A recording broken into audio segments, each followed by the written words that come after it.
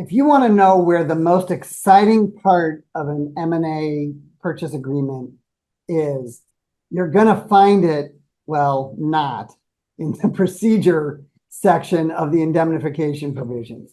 Look, nobody wants to talk about procedure. It is literally the most boring part of the agreement because, frankly, nobody wants to talk about indemnification.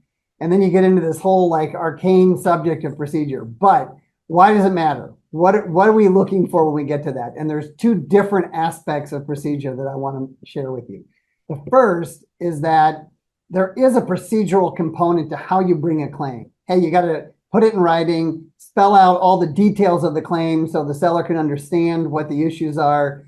And then the seller is going to have some time period for responding and either accepting the claim or objecting to it. Maybe the parties have to, mediate their dispute. And then they got to go to an arbitrator to get it resolved. And all that gets spelled out in the document. So there's no question about how the claim itself is going to get resolved. There's another type of indemnity claim that also can arise, and that involves a third party claim. So if a third party brings a claim against the buyer, but it relates to the seller's conduct of the business before the closing, there's this whole fight about, well, whose responsibility is it? And how do you settle that matter?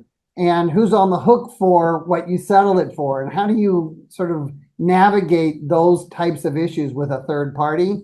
And there's just like all this ridiculous arcane procedure that's built into the agreement to solve the problem. And most people, when they get to that section, their eyes glaze over. But hey, you really do want to resolve this because you don't want to find yourself in a situation where it hasn't been sorted out and now you're in it and you're going to have to sift your way through it without clear guidelines for how it will work.